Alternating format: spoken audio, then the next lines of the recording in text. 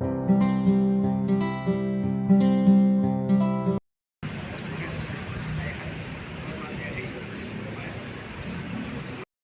pelapor, Ibu Rini, yang selama ini yang kita ceritakan bahwa dia sampai saat ini hampir 2 tahun mencari keadilan untuk suaminya yang pernah disekap, dirampas kemerdekaannya tahun 2021. Laporannya sampai detik ini berputar-putar, tidak tahu seperti apa. Semoga aja ada kepastian hukum terhadap para pencari keadilan. Kasus yang demikian muda ini kenapa bisa menjadi seperti ini? Ini kasus perampasan kemerdekaan. Seseorang tidak boleh pulang. Lebih dari 1 hari itu sudah dirampas kemerdekaannya, walaupun diberi makan. Itu berdasarkan keputusan jurisprudensi dan seterusnya. Bagaimana kejadiannya nanti saya akan bawa Rini dan juga ada saksi.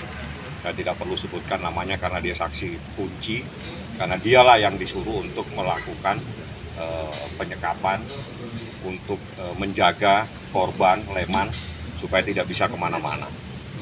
Jadi Rini ini adalah istri dari korban namanya Sulaiman.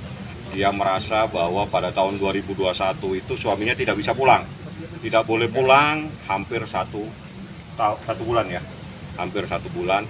Dan banyak fakta-fakta yang sudah disampaikan sama Sulaiman pada saat proses pemeriksaan, di mana dia juga sempat dipukul, dimasukin tutupan kepala hitam dan dibawa berputar ke suatu tempat, dan semuanya sudah disampaikan oleh Sulaiman di dalam berita acara pemeriksaan. Harapan saya, ini sudah yang kesekian kalinya korban pelapor ini diperiksa.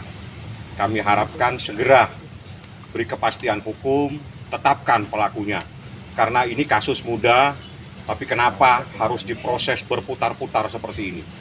Itu saja pertanyaan saya. Mohon segera beri kepastian hukum para pencari keadilan. Apa karena para pencari keadilan ini orang kecil? Kami harapkan segera kasih kepastian. Pelakunya sudah ada, kenapa tidak ditetapkan? Yang jelas dalam kasus perampasan kemerdekaan mustahil dilakukan oleh seorang. Pasti ada lebih dari 1 orang yang melakukannya. Seseorang tidak boleh pulang, pasti diawasi. Nah, itu pasti ada kejadian seperti itu ya. Agendanya hari ini apa, Bang? Bukti tambahan saya bawa dan juga saksi korban Rini, ini ada Rini, dan juga ada saksi yang disuruh untuk melakukan pengawasan. Itu juga saya bawa, mungkin lewat sana dia, karena dia adalah saksi kunci, karena dia adalah orang yang disuruh untuk mengawasi korban, menjaga korban, supaya korban tidak bisa kemana-mana. Saya lewatkan belakang, mohon maaf karena dia saksi kunci.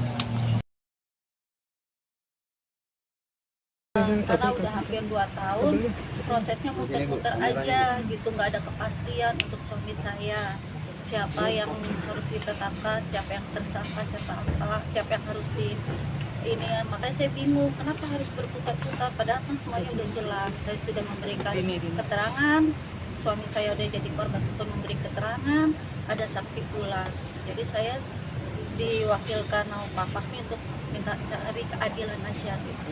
Jadi yang jelas suaminya itu sudah tidak seperti semula ya. Iya. Ceritakan saja biar masyarakat tahu, biar rekan-rekan media tahu. Pakai bahasanya dia, Sulaiman itu sudah beda. Sikapnya beda karena sempat habis terjadi pemukulan dan itu efeknya sampai detik ini. Iya. Coba ceritakan biar semua, biar dia masyarakat itu selalu ada semenjak kejadian itu. Suami saya tuh jadi kayak orang takut aja gitu. Apalagi untuk jalan ke arah yang pernah dia disekap itu dia udah takut dia.